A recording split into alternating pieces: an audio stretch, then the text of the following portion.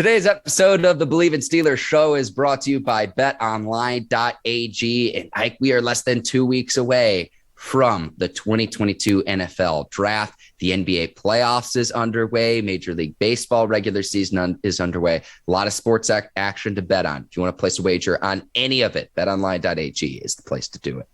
Make sure y'all go to betonline.ag for hockey, for baseball, for the draft, also for the NBA playoffs.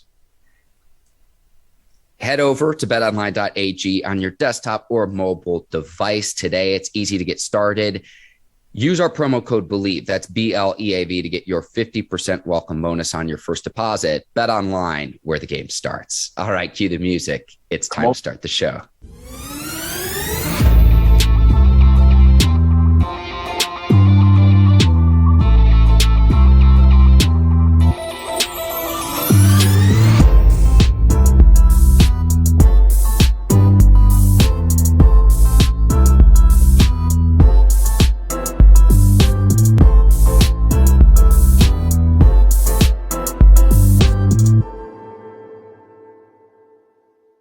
Welcome to the Bleav in Steelers show on the Bleav Network. I'm your host, Mark Bergin, joined as always by my guy, two-time Super Bowl champion and 12-year veteran of the Pittsburgh Steelers, number 24, Ike Taylor. IT, less than 2 weeks away from the start of the 2022 draft. I hope you had a great Easter holiday weekend. How you doing this morning, my man? Yeah, Marco, hope you had a good one as well. But let's get into this draft, man, with the DNs and the D tackles. All right. And we're going to start with the edge rushers. And Ike, we were talking some before the show. I think you're absolutely out of your skull for who you have at the very top. I like Trayvon Walker from Georgia. I like him. But to have him number one over both Aidan Hutchinson out of Michigan and Kayvon Thibodeaux out of Oregon, make the case, Ike Taylor, because I still don't really understand it. Because he's my Micah Parsons. He can play outside linebacker, inside linebacker. He just so happened to be a great edge rusher. When you want to talk about the best athlete when it comes down to the edge rush position, you're talking about Trayvon Walker. When you want to talk about a guy who haven't even reached his potential as being a heck of an athlete in the NFL, you're talking about Trayvon Walker. So I'm not talking about a guy you just named in the Kayvon, Thibodeaux, or Aiden Hutchinson, because you only know they play that position. If he gets with the right DC, we're talking about Trayvon Walker. He can be your next Micah Parsons. I do understand the athleticism, 6'5", 272, 4'5", in the 40, a 35.5-inch vertical, a 10-foot, 3-inch broad jump. So I get that. And he had a play in the national championship game, Ike. This was not like a splash play where he chased down an Alabama receiver, something like 25, 30 yards down the field. A relentless pursuit of the football, something I only see, and I'm not saying, and I'm not comparing him to Cam Hayward, but Cam Hayward's like the only other player where I've seen someone from the D line chase down a skill position player down the field. Ike, you were there at the national championship game. You remember the play I'm talking about? Yeah, I was there for the game. That's why I got him number one. I got him as the best athlete, Mark. You want to talk about a guy at that position being one of the best athletes? There is no roof or ceiling to his potential. You know, I don't even think he understands how good he can be. And that's the same way I looked at Micah Parsons last year. Like, I don't even think Micah Parsons even understood how good he can be. Then when you listen to Micah Parsons interviews, Micah Parsons like, man, I ain't really know what I was doing out in the field. I was just playing football. So now you're like, dang, his second year coming in 2022, Micah Parsons going to actually know what he's doing. So he's going to be able to make more plays. The same way I look at Trayvon Walker, man, when you just got a guy who's a superior athlete. I was athletic, but I wasn't a superior athlete. Troy Polamalu is a superior athlete, and that's how I look at a Trayvon Walker being a superior athlete at that position. All right, here's where I push back, Ike, because the 6'5", 272, he played inside at Georgia, he played outside. Like, I worry that potentially in the NFL, if he's not used correctly, that he's a bit of a tweener just because – he's, more than big enough to play off the edge, but not quite big enough to be on the inside. The tape that I noticed is that his bull rush was very effective at the college level. How does that translate at an NFL level? And I would like to see him develop some more counter moves. He benefited a lot at Georgia from when he would line up on the interior and the Georgia defensive front would run stunts, meaning the end crashes inside, and he crashes outside. A lot of his highlight plays were on stunts. But I go back to something I said about the Georgia Bulldogs defense a few weeks ago here on our show, Ike. Heat-seeking missiles from that Georgia defense that won the national title this last season. And when you get a lot of dogs together, even the cats start barking. Trayvon Walker was part of that defense that won the title this past season. Yeah, 100%, man. We can talk about Trayvon Walker all day and what he brings not only to a defense but to a team. During the time of the pandemic, when you want to talk about who's the head honcho, who's the leader, everybody just pretty much pointed at Trayvon Walker. And that's what you want from an inside or Mike linebacker. He just so happened to be a strong edge rusher. So that's exactly what I'm saying. I know we get into Aiden Hutchinson, and I know a lot of people have him number one on the board. I don't know if Aiden Hutchinson could have did the same thing in the SEC, is what I'm saying. Because when you want to talk about the SEC, we're talking about offensive tackles, offensive guard, interior linemen who are going to the NFL. We're talking about guys who are good in space.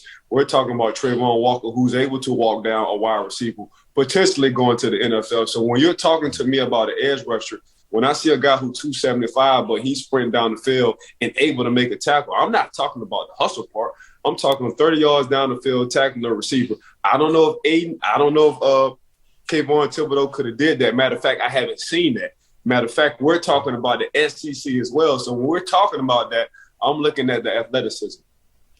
I'm with you there, Ike. Again, what I would like to see, because his bull rushing was very, very effective, I'd like to see him develop some more moves. And that's why, and we can transition here too, I like Thibodeaux and Hutchinson more than Walker. And it's not that I don't like Walker as a prospect, but that's something I'd need to see him develop in the NFL when there's not as much of a gap athletically when you're going up against an NFL offensive lineman. I don't think that athleticism gap is as high at the NFL as it could be in college. But again, that's why I like Thibodeaux and Hutchinson more than Walker. You have Thibodeaux as your number 2 defenseman. I had Thibodeaux at number 2 as well, out of Oregon. And this is more than just a football player, Ike. I love the confidence when he steps onto the University of Oregon campus and tells Phil Knight, the Nike co-creator, saying, "You're going to make my shoe one day," and is dead serious about it. You know, fast forward a few years and they're in on NFTs together. He had a lot of great NLI agreements with United. So this is someone who I think is more than just a football player. He'll use his football excellence to pursue other endeavors. But you talk about size and speed. To me, Thibodeaux was the best speed rusher of all the edge rushers in the 2022 draft. The speed off the edge, 6'4", 254, 4.58 in the 40, 27 bench press reps, Ike, to a heralded prospect coming into Oregon. But what did you see out of Thibodeaux to make him number 2 on your list? Slightly athletic than Trayvon Walker, but at the same time, when you want to talk about what you just said, Mark, a pure pass rusher, this is exactly what Kayvon Thibodeaux was. To go as a freshman and tell Phil Knight, you will be making a shoe in a couple of years because this is how good I'm going to be. And then in a couple of years, so you're actually that good. Now you and Phil Knight are dang near best buds. Said a lot about Kayvon Thibodeaux and his confidence, but the only reason why he got that confidence is because he put in the work. The only reason why he got that confidence is because he's Mr. Consistent. So when you get a guy like a pure pass rusher like Kayvon Thibodeaux, when you pop in the tape, it just comes off the tape as a pop. So you always asking who this guy. So when I was watching the tape of Kayvon Thibodeaux, by his stance, by his body language, I already knew where he was lined up because he always pops off the tape. He made the highlights I watched, Ike. He made UCLA quarterback Dorian Thompson-Robinson's life absolutely miserable. And that's no knock on the UCLA QB. Sorry, go ahead, Ike. No, he made that game for that quarterback in that offense tackle a nightmare, a real live nightmare. Yeah. And I'll say this too. I'm going to put this out there. The Detroit Lions have the number 2 overall pick. Do not overthink this if you're Detroit. Think about it this way. You can have Penei Sewell on your offensive line for the next decade protecting your quarterback. You can have his college teammate anchoring the defensive line. You can dominate the line of scrimmage for the next decade plus Draft Penei Sewell's teammate with the number 2 overall pick. Take Kayvon Thibodeaux. Do not overthink this Detroit Lions. Newsflash, like I'm telling you, if they pass on this kid, they are going to regret it. Mark it down. This is April the 18th. I'm saying this. You best believe, Mark, and you beat me to the punch again. That's why I dislike you sometimes. You best believe Penn is talking to the general managers and this head coach like, if y'all want a guy like me with your attitude, coach, if you want a hard-nosed bar fight, street fighter guy with your attitude, draft my partner, Kayvon Thibodeaux, and watch his work coming from Oregon. But what I did like with it, which was a question mark for Kayvon, was his run support. He cleared all that this year in this play. So now going into the season, his run support was a question mark. They can't say nothing. He might be one of the most complete because he's just a pure pass rusher. Not only he's a pass rusher, he answered the question as a run supporter, Mark. One other thing I noticed about him, and we'll move on to Hutchinson in just a minute, but there was a play he had against Fresno State, and it was a strip sack fumble. He forces the fumble, and the way the ball comes out, it hit the referee behind the line of scrimmage. And the referee's like on an angle off to the side behind the line of scrimmage. There's different places the referees line up on the field. I've never seen a quarterback get hit and fumble in that way, and it just shows you how explosive Thibodeaux is off the edge. We mentioned the NFT deal with Phil Knight. He also had a pact with United Airlines as a college athlete. He launched his own cryptocurrency. He was a roommate. He was a roommate of Justin Herbert at Oregon as well. So like, I actually like that he has other ventures because he's going to use his excellence on the football field for other endeavors that I just can't wait to see what this kid does once he gets into the league, Ike. I mean, Kayvon Thibodeaux just surround himself with greatness. You know, Justin, he's going into a couple of years in the NFL. Herbert from the LA Chargers, you see what he's doing. Sewell, his guy who just got drafted last year, the offensive lineman from Detroit, we already see where he's headed. Now we're talking about Phil Knight, the ultimate billionaire, so you already know where he's going with that. So Kayvon, he just gets it. As we talk about him even more, he gets it on and off the field. Another guy we're about to talk about that you about to mention, he gets it on and off the field as well. Let's go to your next edge rusher, Ike, and that is Aiden Hutchinson from Michigan. He was my number 1 edge rusher. I would be shocked if he's not the number 1 overall pick in the 2022 draft. That's what odds makers are pointing to. He has multiple moves. He has all the combination, the size, the speed, the power, the hands, the combination. I think there's shades of the Bosa brothers there. I had him for my player comp as a TJ Watt light. I'm not saying he's going to be TJ Watt, the single season sack record holder, but that's what it reminded me of, consistently lining up over teams, opposing right tackles, and making opposing offenses' lives absolutely miserable. I'll tell you this. Aiden Hutchinson, 6'7", has a motor. When you look at his background history coming from his family, a lot of his family members played in the league. Superior athletes, played a lot in college. Here's a guy you won't have to worry about anything off the field. He gets it. He's a pro's pro. I get that part. For me, it was kind of a limitation. And the limitation was the kind of guys he was going against in college, Mark. Yes, he probably has the total package right now. But for me, this is his ceiling. What you saw in college, this is exactly what you're going to see in the NFL. I'll be the first to say it. I know I'm going to get a lot of kickback back. But, man, I think he's a Robin. I think he needs a Batman for him to really go and trust his potential. I think if everybody's just lining up and they know what Aiden Hutchinson is, I think he would struggle. 6'7", and then when they measure his arms, they said he had the shortest arms out of everybody who was 6'7". What I do know, if you're an offensive tackle, you have to have long arms. As long as you use that reach and that punch, you're able to kind of mirror wherever you want the guy to go. Yes, he does have a motor. Yes, the total package right now, NFL ready out this edge rusher group, I think he is. I think what you saw at Michigan is just him in general. There is a ceiling to his potential, and that's what it is. That's why I had it at number 3 for my edge rusher. That makes sense, Ike. At least in my opinion, that makes sense. Again, you might get pushback from that. One other thing I noticed too, with all of his playmaking abilities too, Ike, from a defensive end standpoint, he did not break his contained responsibility, and he still consistently made plays. You always tell me, Ike, when we watch film during the season, during your Taylor Talk segment analysis of game film that we watch, that you lose contain, you lose the game. And a lot of times with defensemen, they go and they get sucked in, say, on a counter tray action or a read option play, and they're trying to make the highlight play and they lose contained responsibility. I did not see that on tape from Hutchinson. Someone, again, who consistently made plays but still fulfilled his contained responsibilities. It's one thing I noticed on film with him. So that's why everybody had him so high on the board. So when you go to Michigan and you ask Coach Harbaugh, what is his grade? Does he keep contained? Coach Harbaugh said, this is what he do all the time. He know exactly what he needs to be. He's not going to jeopardize or forfeit the defense because he's getting selfish and he wants to make a play. He's going to find a way to make a play. That's just what Aiden Hutchinson is. Now, when you just cross over to the NFL league, Mark, that's what you want as a player.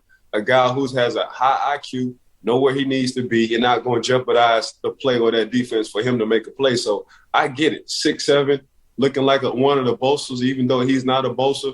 You're going to get everything you need, a franchise player on and off the field. He's already pro level, but it's just the two guys between Thibodeaux and Walker who I named in front of him. The athletic ability and the ceiling isn't there for those two guys. I think what you see is what you get from Aiden Hutchinson.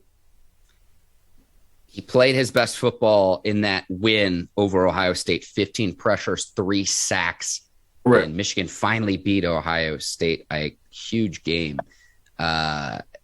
I'll say this too, definitely benefited from David Ojabo being opposite him at Michigan this past season. So now you Batman and the Robin. I don't know if Ojabo is Batman, but definitely. Listen, you have those two dudes off the edge, especially at the collegiate level, and it's, hey, we're going to race to the quarterback and see who eats first, Ike. I think he's a great Robin. All right, we're going to keep it in the Big Ten. George Karlaftis out of Purdue is your number 4 edge rusher, 6'4", 266. I saw someone who just lined up all over the field, created havoc in the backfield. He was an incredible athlete in Indiana. He was a 2-time Indiana State High School shot put champion. But he attacks footballs. And of any of the edge rushers we're going to talk about today, Ike, to me, Karlaftis was best at creating turnovers and attacking the football, not just going after a tackle of a sack of a quarterback or a tackle of a running back. He was great at attacking the football, forcing turnovers, forcing fumbles. That's what I noticed from the Purdue product. The only reason why I had George Karlaftis at number 4 was because it's hard to put him in front Aiden. It's hard to put him in front Walker. It's hard to put him in front Thibodeaux. If he would have came out next year, I probably would have had that number 1 edge rusher coming for the 2023 draft. But when you want to talk about a ball hawk who just so happened to play on the defense of line, this is George Karlaftis coming from Purdue. This guy, man, he's not only trying to make the tackle, he's trying to get the ball and cause having create turnovers. That have to be a second memory. You know, you don't coach that. That's the same way James Harrison played. That's the same way Lamar Woodley played. And you see that with T.J. Watt. When T.J. Watt gets close to a defender, he's really not trying to make the tackle. He's trying to force a turnover.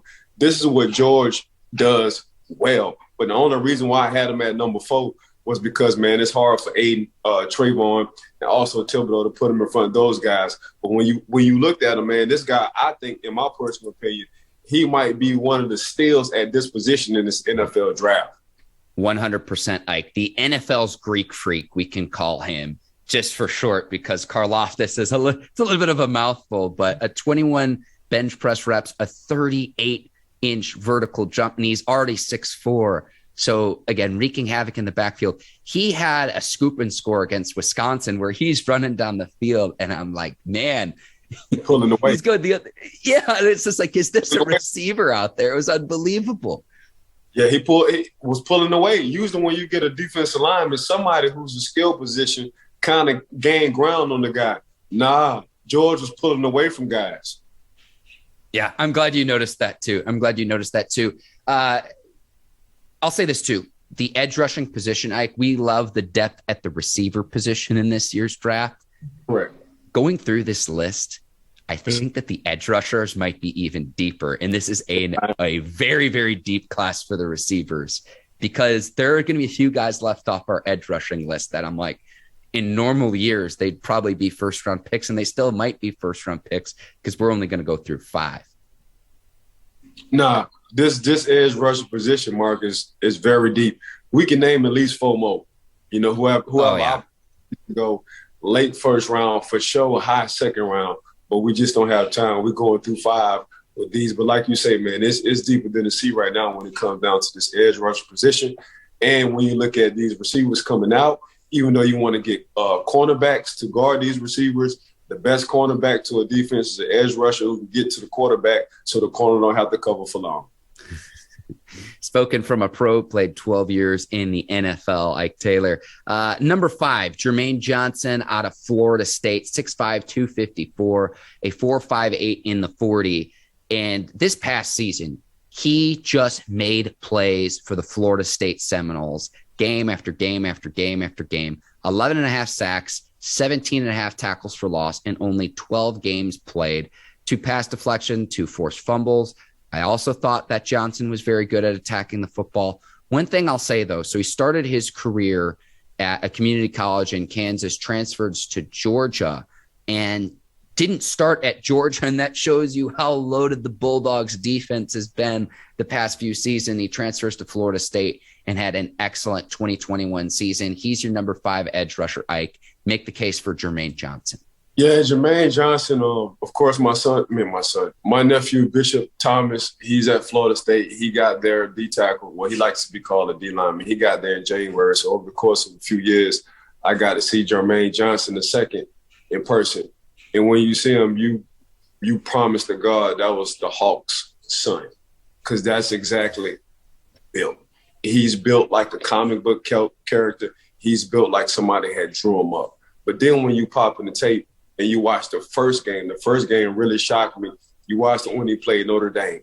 When they played Notre Dame, when Florida State played Notre Dame, he was everywhere on that field. He knew the world was watching. He knew they was going against somebody who was going to the NFL on the offensive side at Notre Dame, and he showed out. As we say in New Orleans, he was cutting up in a good way on the field. So that's what I loved about Jermaine Johnson, man. Not only that, but his stock went up in the Senior Bowl, Mark. So there was a lot of questions on, can he be consistent?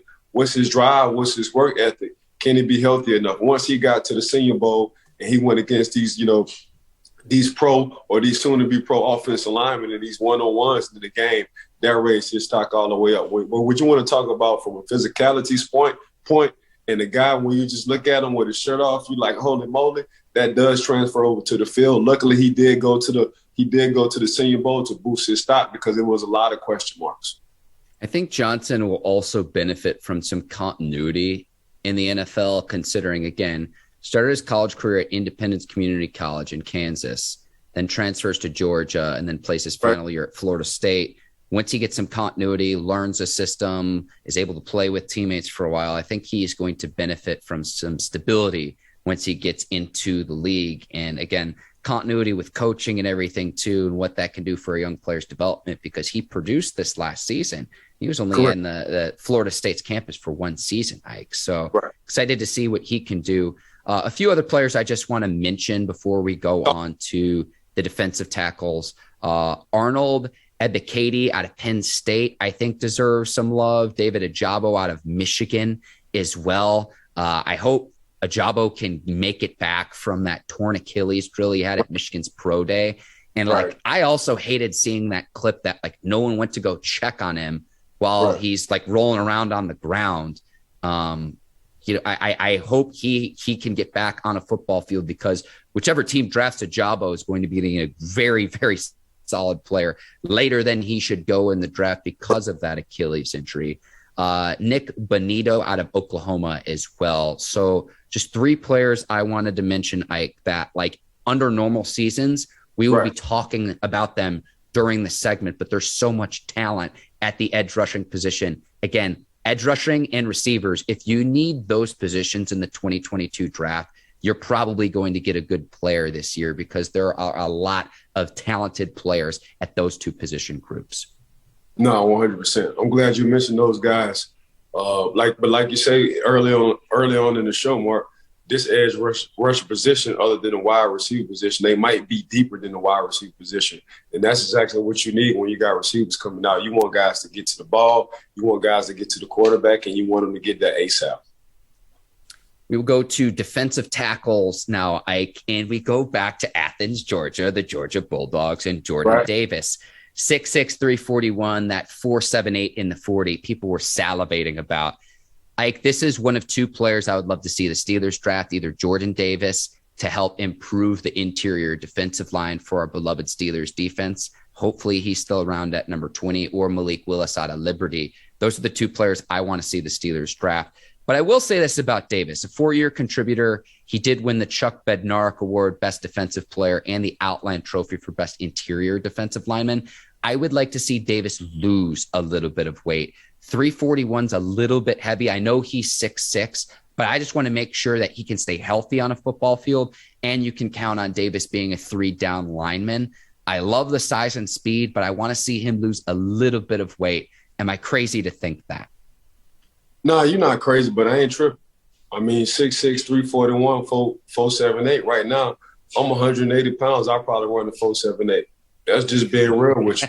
But for me, with Jordan Davis, Mark, Jordan Davis, man, he's the best player in the draft in my mind. He's a 3-down player. He's going to always cause havoc. If you watch tape, all his Georgia teammates rallied around him. He's a fun-loving teddy bear. He just so happened to play like a madman when it comes on the field. So that's what I like about Jordan Davis. For me, I look at him after everything is said and done, man, he's going to be a $500 million guy with all his contracts, and he will be going to the Hall of Fame. When you want to talk about building your house from the ground up, you build your house with this guy, Jordan Davis. So that's why, in my mind, he's the best player in the 2022 draft. Wow. I wrote down from what you just said, fun-loving teddy bear who plays like a madman on the field. That's the best sentence I'll hear today. I appreciate you, man. The day just gets started. Again, people are going to love the size and speed with Jordan Davis. Let me ask you this, Ike. Do you think he'll still be around at number 20 when the Steelers pick?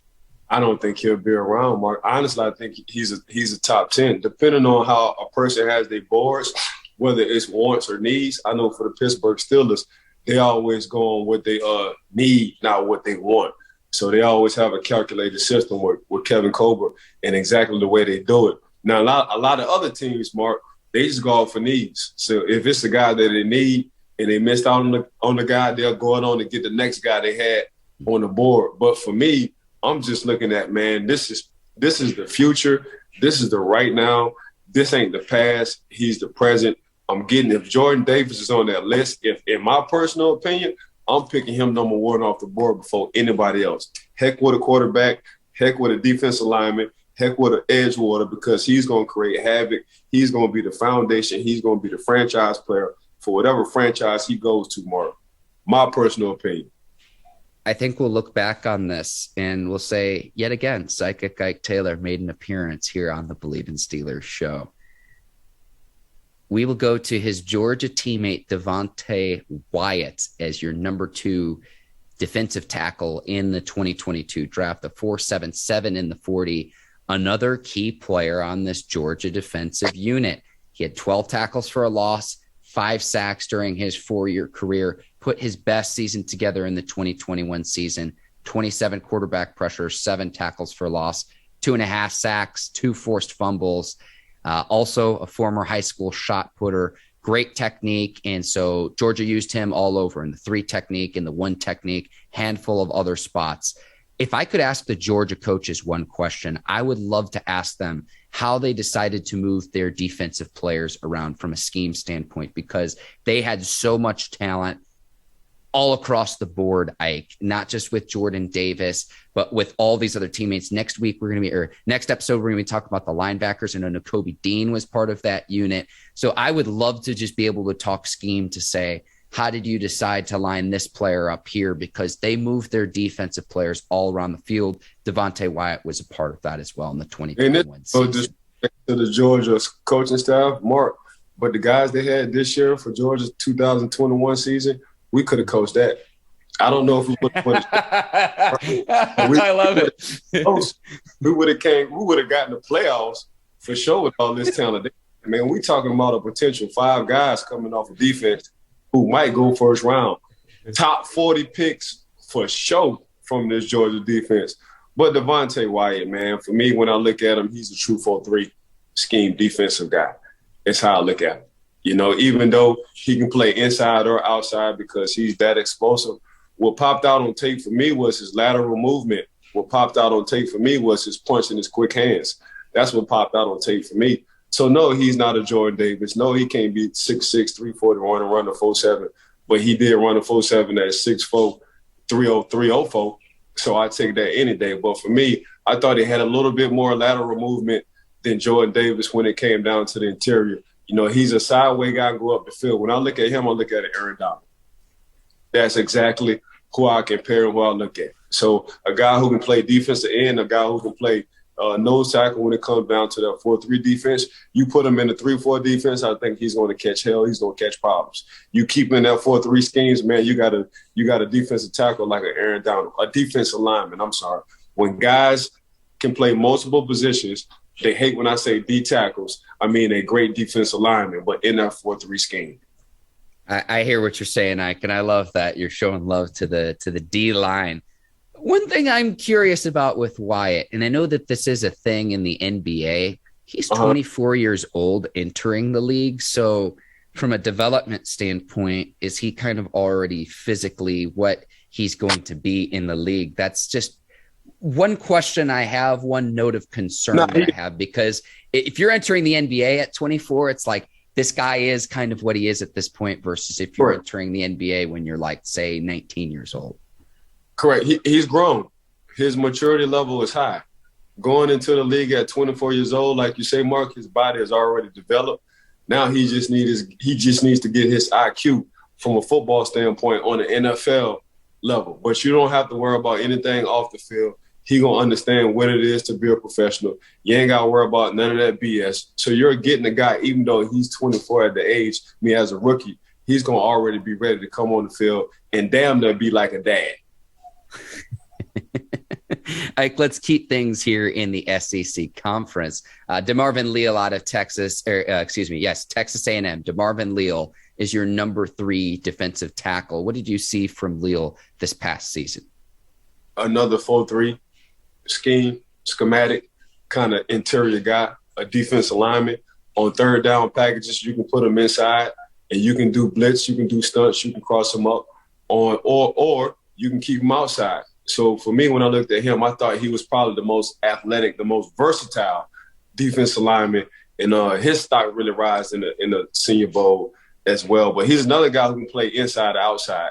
And we're talking about the edge rushers, Mark. A lot of these defensive tackles going to get shortcutted because we have enough defensive tackles as well. They're not as deep as the edge rushing unit. But, man, you want to talk about probably being as wide receivers, as D tackles, as edge rushers, then I think in my mind is D tackles when it comes down to depth for this NFL draft. So, but DeMarvin Leal, man, from Texas A&M, man, he can pretty much play inside to outside, but he has to bulk up a little bit if you want to play anything in the inside. Like you say, 285 is kind of light to play inside all the time. But if you want to get a guy, if you want to get him edge rushing all the time, he reminds me of a Lamar Woodley. Lamar Woodley was 285, and he was an outside linebacker for us, but he was a 3-4 linebacker. Now, this is what DeMarvin Leal can do. If you want to put him in that 3-4, put him on the outside as a linebacker, let him get to the quarterback. Or if you want to put him in a 4-3, let him rush the edge as a true right left DN, but you can put him in the middle if you want to run stunts and let him get to the quarterback as well. I'm reading one scouting report about him right now, Ike, and the 2 things that they mention is the short area quickness. So don't get too caught up in the 5-second flat 40-yard dash time because at the line of scrimmage, most defensive linemen are rarely going to run 40 yards down the field. But then number 2, the rare versatility lining up inside, outside, the scouting report I'm reading right now is a real live joker because you can put him anywhere and he consistently makes plays. Correct. It's hard to get a guy that you can say he can play multiple positions, So when you got a guy like DeMarvin Leal who can play multiple positions, that ain't nothing but a bonus check for you as a defensive coordinator. Okay, Ike, we will go to number 4. That's Perrion Winfrey from Oklahoma, 6'4", 290. What'd you see from the Sooners product? Man, that stock rised in the Senior Bowl, Mark. And when you talk about Perrion Winfrey, they talked about this motor. So this is the TJ Watt I'm thinking about. When you look at TJ Watt, you look at a motor. I'm not comparing him to TJ Watt. I'm saying his relentless motor. When you watch TJ Watt, matter of fact, TJ Watt engine oil is gone. It would never stop. The same thing with Perrion Winfrey. Perrion Winfrey, man, he never runs out of gas. We had a guy like him, and his name was Clark Higgins. Clark wasn't super athletic, but he always had a motor. You would never outwork him. He's in the weight room early in the morning. He's in the weight room after practice. When I watch Perrion Winfrey, who I think is more athletic than my former teammate and Clark Higgins, he has that motor like that. So when the offensive lineman is tired and he's still going from the first play to the 75th play with the same intensity, the same motor, it's going to be hard on that offensive guard to tackle. When a running back or when a tight end is trying to chip and you go against a Perrion Winfrey and this motor is still the same as the first snap to the 75th snap, it's like, Coach, man, what in the heck is this guy eating? What is he taking before the game? And this was play in and play out every game, all game for Perrion Winfrey. He was named the MVP of the Reese's Senior Bowl, Ike. So maybe some Reese's. I don't know what he's putting in the tank, what he's putting in the engine, but right. It never stops. And I always love some of the same catchphrases about some of the draft prospects, but relentless motor, I think, is one that's a little bit more casually thrown around, but I do think that applies here to Perrion Winfrey out of Oklahoma because you turn on the tape and the tape doesn't lie. The tape is your resume, as you like to say, Ike. No, it is. Well, Perrion Winfrey, man, I don't use a motor for too many people, but when I talk about motor, I'm talking about to the first to the 65th or 75th play, and he just had that energy the whole time. Anytime you bring up any kind of car analogy here on the show, Ike, it's my responsibility to bring that out of you because it's just like, man, I just want to be a bystander. I just want to be a listener at that point. I got you, Mark. Number 5, Travis Jones from UConn, 6'4", 325. And this is the big boy who's going to plug the middle, Ike. I think you could put him at a 1 technique, a 3 technique. You could put him directly over the center. This is a large, massive man who controlled the line of scrimmage for the Huskies. And at the Senior Bowl as well, another player who helped raise his stocks. He won the Defensive Tackle of the Week award for the national team at the Senior Bowl too. Was a key contributor and one of the top linemen. But this is the guy you put in the middle who is going to plug your defense. He's going to anchor the middle of your defense and control the line of the scrimmage on the interior. Again, 6'4", 325, Travis Jones. So when you think of 6'4", 325, how in the heck does this guy get skinny in the gap? This is exactly what was doing consistently, not only on the field, but at the Senior Bowl. He was getting skinny in the gap. And when you have a guy that big who can move that fast with short area quickness, that means he's getting vertical ASAP, and he's already causing havoc. The only issue, which isn't a bad issue for him, is just that you got a Jordan Davis, a Devonte Wyatt, a DeMarvin Leal, a Perrion Winfrey in front of him. Other than that, man, if he would have came out next year in 2023, he probably would have been the first D tackle taken off the board. But when you looked at, Travis Jones, or at least when I looked at him, I saw the short area quickness, 1. I saw him getting skinny in the gap, 2. And I saw his lateral movement, 3. But the only knock was, man, he coming out with a boatload of 4 guys in my mind in front of him that are better than him, only because it's 2022 draft. I'm with you there, Ike. And again, I go back to style of play being different. At 325, you compare him to DeMarvin Leal, who's at 283. So you're talking about almost a 50-pound difference. He's a 3-4 nose tackle. In my mind, Mark, he's a 3-4 nose tackle. Ike, as you like, you're talking my turkey right now. We're speaking the same language there in terms of what Travis Jones brings to the table. Hey, since we're talking about it, don't be surprised if the Pittsburgh Steelers stash Travis Jones as a D tackle. You heard it here first. You heard it here first on the Bleav in Steelers show. Ike, that's our full list of both edge rushers and defensive tackles. When we talk later this week on Friday, when you're talking about the linebacker position, inside linebackers, outside linebackers as well. Next week, we will have top defensive backs, so corners and safeties. And then we will have your mock draft next week in advance of the 2022 draft. So still a lot to get to here on Bleav in Steelers. Oh yeah, they gonna be shocked at my mock draft, and I think I'm gonna hit it on the head with at least 5 of them. At least 5. Well, that'll be good because there's 32 selections. Ike, I want to give you a shout out. You're the absolute best, Ike Taylor. I want to thank the Bleav Network, also our producers over at Brinks TV, led by John Brinkus, Courtney Vargas, Herbert Diaz, Lucy Oden, and the crew over there. Today's sponsors of Bleav in Steelers, Bet Online and Athletic Greens. And I want to thank you, the listeners and the viewers of Bleav in Steelers show. Click subscribe, give us that 5 stars. We appreciate you. Thank you for making us a part of your day. I appreciate everybody for listening, tuning in. I second everything Mark said. For Ike Taylor, I'm Mark Bergin. Thank you for tuning in to Bleav in Steelers. We will see you later this week. Again, top linebackers, that's coming on Friday. Until then, take care and so long, everybody. Peace.